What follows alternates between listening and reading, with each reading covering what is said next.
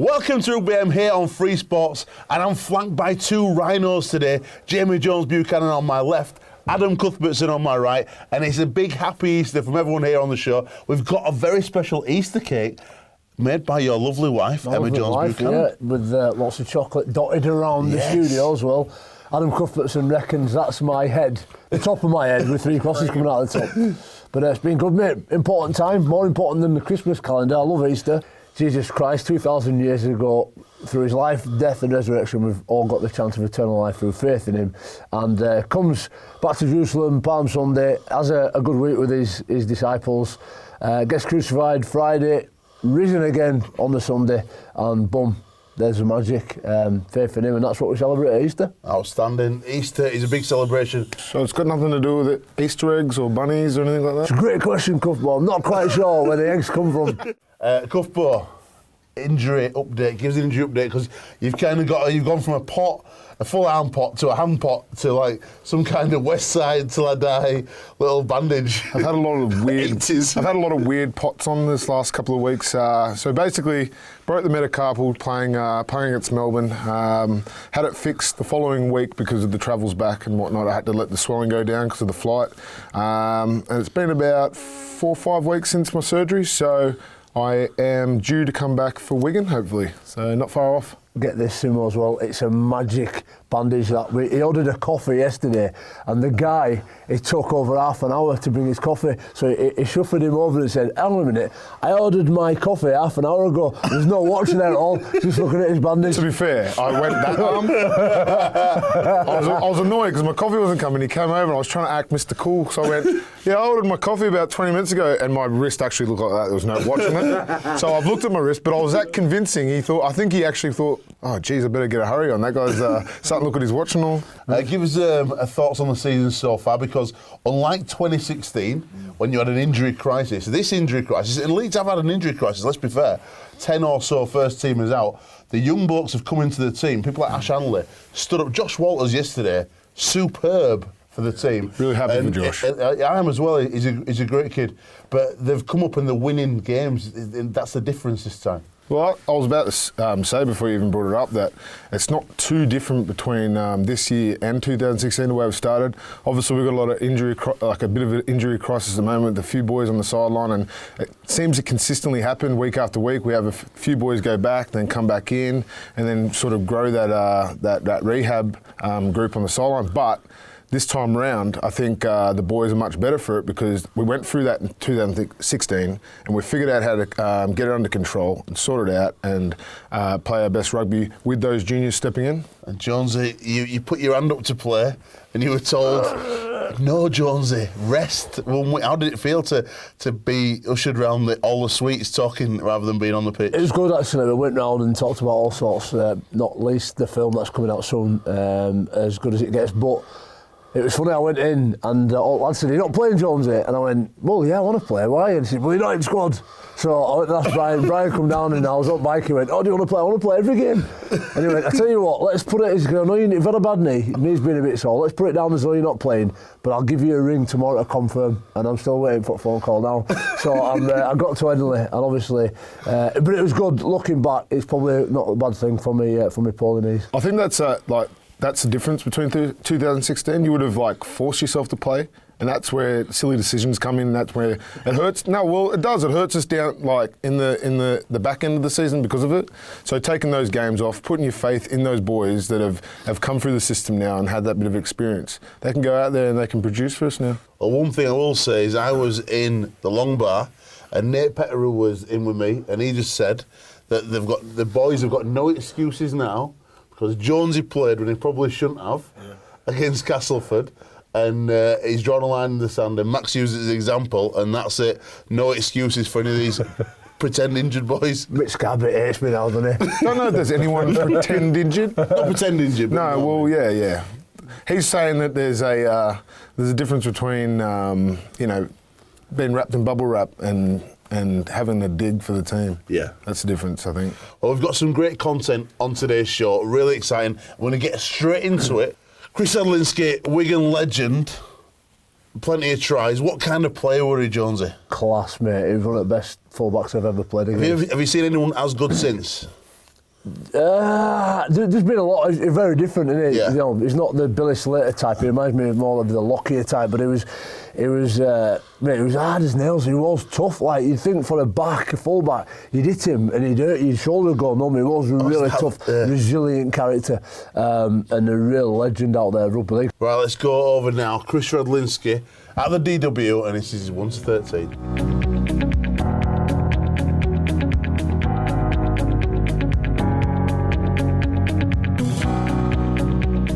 I'm Chris Radlinski from Wigan Warriors, and I'm here today to name my 1 to 13 players who I've played with. I'm going to start at fullback, and I'm going to break the rules a little bit. While we're in the home of St Helens, I'm going to say the best player I've played with is somebody I haven't played with, but I'm going to name him. It's Paul Wellens, a guy who I've got loads of respect for, and I had loads of great battles with over the years. Tremendous positional player, tough, and a St Helens legend, and I think a lot of him. So at number 1, Paul Wellens. Number 2, Jason Robinson, Billy Wiz. I love seeing him run the ball. So exciting. He put bums on seats. He raised the game, raised the standards, and a true superstar of our game. Number 3, Gary Connolly, one and only lager. An unbelievable player, had all the skills in the game, a tremendous defensive centre, and somebody who could do anything on a rugby field. I love playing alongside him. Number 4, I'm going to go for Australian Steve Ranoff. He played here a couple of seasons and I learned a lot from him. Very, very talented player. Not the greatest trainer, but he knew his way around the rugby league field. He knew how to break defences down. Number 5, Martin Offiah. Unbelievable. One of the great superstars of our game. I played with him and I've watched him on TV score some of the most incredible tries the game's ever seen. An absolute superstar and a gentleman along with it. Number 6, Sean Edwards. And when I first came into the Wigan side, this was a guy who drove standards on a daily basis. He made sure everybody worked. He made sure if you dropped a ball in training, he would shout at you. He raised the standards of the game in Wigan. An absolute iconic player. Number 7, Adrian Lamb. I believe I played my best rugby when Adrian Lamb was in the team. Somebody who lived and breathed the game. He used to talk to me all the way through, telling me where he wanted me to be, telling me what he wanted to do. An absolute genius on a rugby field. Number 8, I'm going to go for Kelvin Skerrett, one of the old boys. A guy who struck fear into the opposition. It was good that he was on your side. He was not afraid of anything and he was always rumbling. Somebody who I look back at my career and I was privileged to play alongside. Number 9, Terry Newton, God rest his soul. A guy again who I played my best rugby with. I loved him when he was on his game and he was on the rugby field. The enthusiasm he played with, slipping balls out to the back door. He was a revelation, and I loved my time with him. Number 10, I'm going to go for New Zealand international Craig Smith. He was only with Wigan 2 or 3 years, but again, he was somebody who drove standards on a daily basis. Somebody who took the game to the opposition, and he had a really, really good spell at Wigan, and it was either him or Andy Platt, because again, Andy Platt's in a similar mode to Kelvin Skerrett, tough and rough, and you know, when I was growing up watching Wigan, they were the guys I watched, so to play alongside them, that was a big thrill for me. Number 11, I'm going to go for Dennis Betts. Again, somebody who looked after me in the early days of my career. Could poach a try all around the rugby field. Somebody I enjoyed with socially as well. Someone who I consider a great friend nowadays, and someone who's a tremendous rugby league servant. Number 12, I'm going to go for Australian David Furner.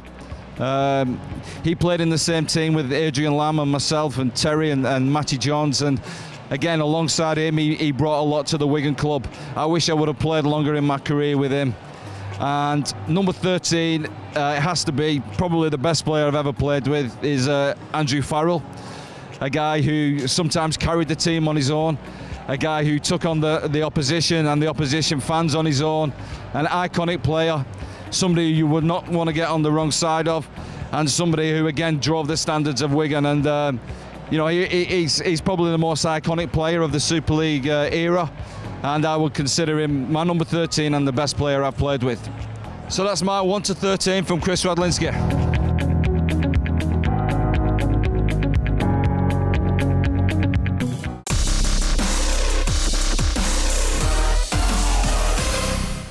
unlike Alec Murphy, who picked himself, Radlinski picked Paul Wellens at fullback, who played in the Legends game last year.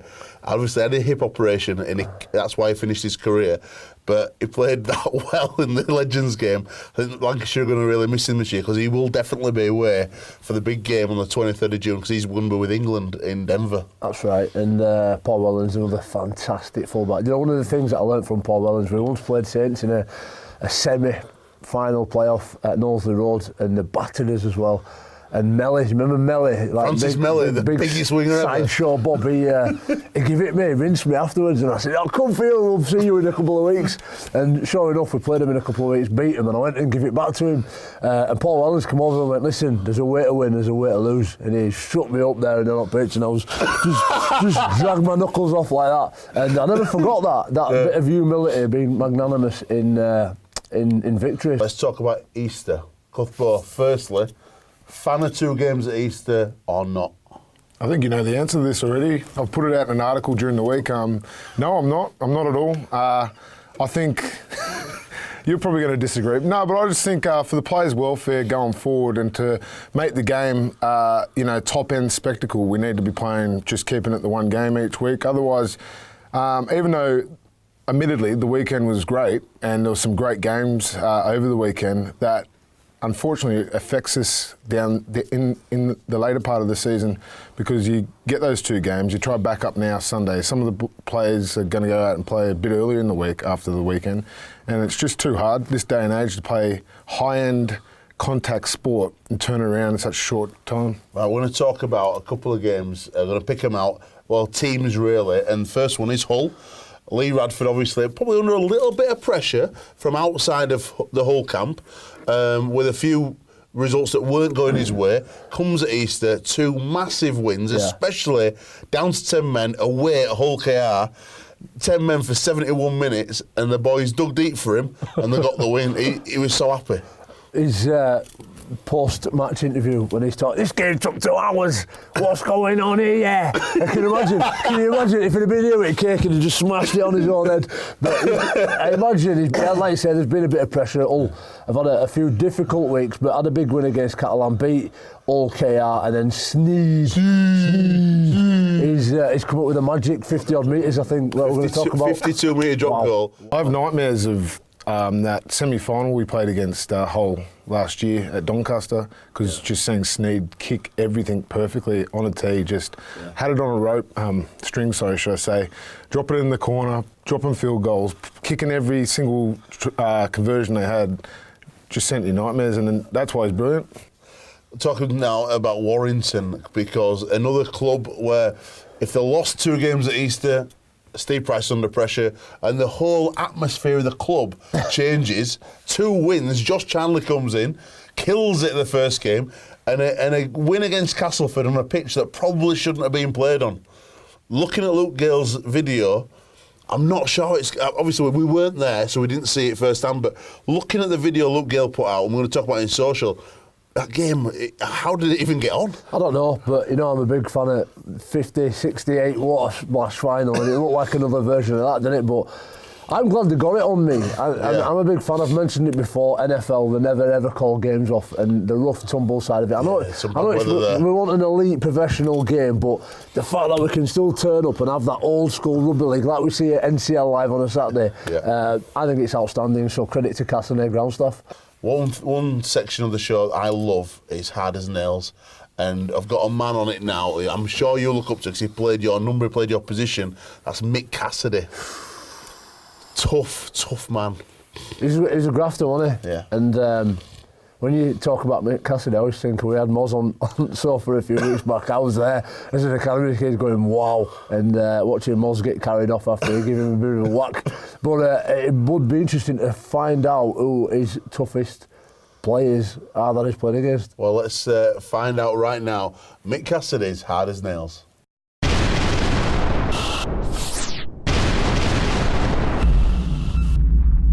I'm Mick Cassidy, and here are my top 5 toughest opponents that I've played against. Number 5, got to be Adrian Morley. Obviously a little bit of history there. Tough opponent when he plays for Leeds against Wigan. There was always there was always a bit of what should we say, ramekins in our games, and he always seemed to come out on top. So yeah, he's number 5. Number 4, Barry McDermott. I played with him at Wigan for a number of years, and then when he went to Leeds, I hated playing against him because he'd pick you out, run all over you, give you the elbow in the face, and then smile at you as he's gone past you. In fact, I was involved in the famous incident with Sirinen when he played at Wigan, and he's caught Sirinen with what they say his elbow was. I was just underneath it. I had a massive crack. Looked up and it was Baz stood up over Sirinen, smiling, shall we say. Number 3, God rest his soul, Terry Newton. Another player I played another number of years with, and he was a fierce competitor. Every game he played, he gave 110%. Pardon a better phrase, but yeah, again, when you knew he was in a team sheet against you, he'd stamp on your fingers, he'd put you in the eyes, he'd pat you on the back, be smiling at you, and next minute of tackle, he'd be trying to break your neck. He was a cracking player, a cracking lad, but a really tough opponent. Number 2, my last two are a little bit different. My number 2 is Steve Renouf. Again, I played with him at Wigan, and you know, people had these I wouldn't say illusions, but this figure of this guy come over. He was a fitness fanatic, fantastic player, skillful. He had pace. He could do everything. And when he come over, he's probably one of the worst trainers we had at Wigan at the time. We called him Diet Coke Break because every time we got a little bit tough, he'd be saying, "Oh, I need an insulin kick here. I'm feeling a bit down, really a bit tired." And there you go. He'd go and sit in the stand for our conditioning sessions. But then, come game day, he looked like the fittest, the strongest, and the best athlete in the team. So he obviously had something better that what we didn't have. What got him through the games. We went to Dublin with Frank Endicott was coaching at the time. We went to Dublin, and we had a bit of a session around Dublin, and Neil Kerry and Kelvin Skerritt decided to put him to bed. Obviously they've had a couple of pints and they dropped him down three flight of stairs. Still got up the day after and carried on. Number 1, another outside back, another centre, famous more for his drinking than maybe his rugby league, I hasten to say, was Gary Connolly. Gary Connolly, one of the fittest, again, one of the skillfulest players you'll play with, you'll play against, and no matter where he'd been that week, he'd turn up on game day. I remember him saying once to Eric Hughes, he wouldn't do the kick chase drill. And Eric said, "Why?" I said, "Because I know I can kick chase, I know I'm fast, I'll do it on game day, I'll save it for then." And that was it, there was no arguments against him because Eric knew come game day, Gary he'd be at his best. That was Mick Cassidy's top 5 hardest players.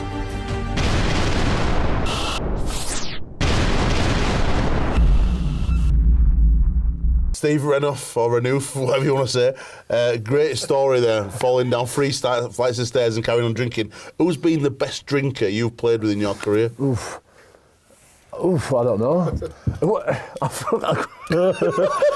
The best drinker? Yeah.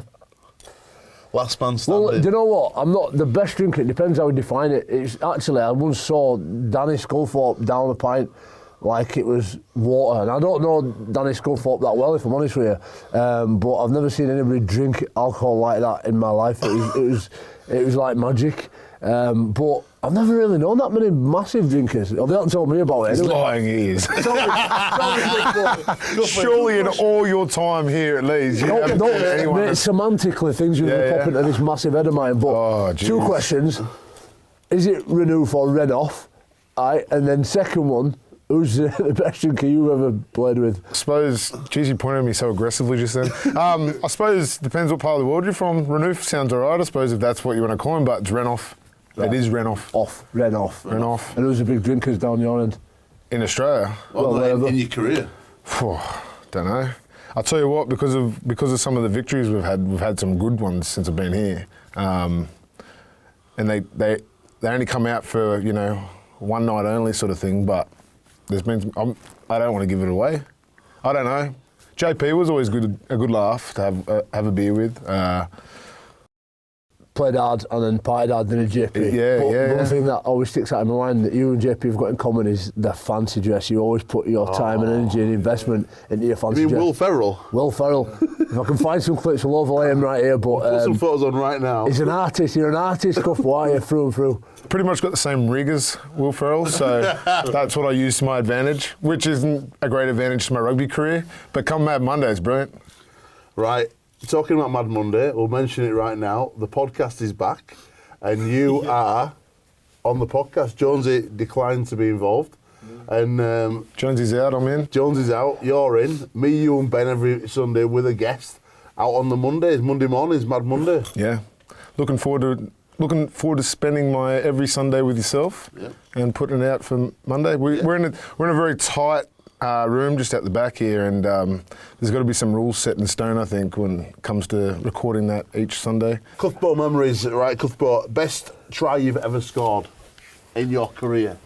I answer this with 2 tries because... Two-time, like Fuji's.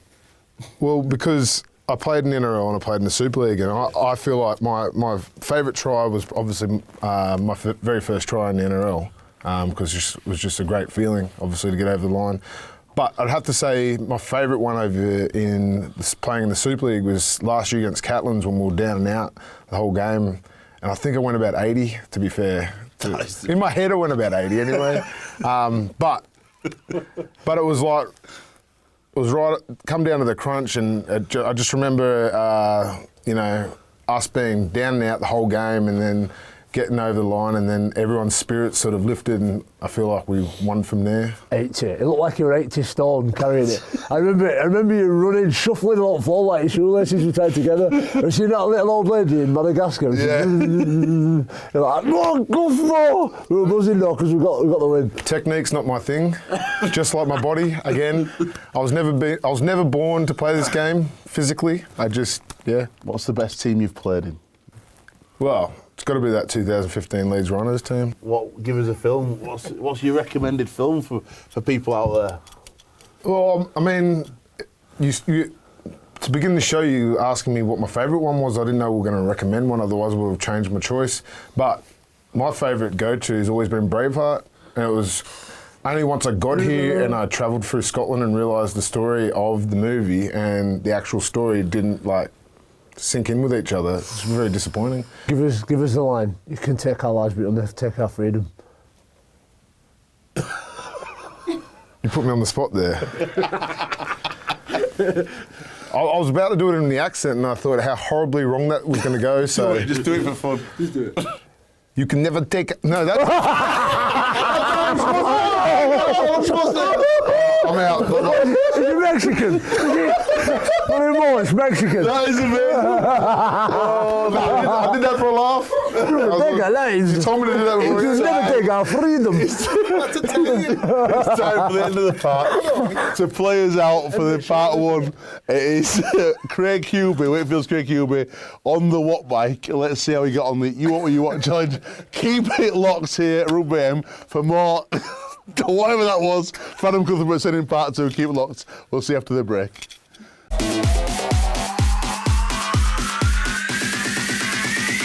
3, 2, 1.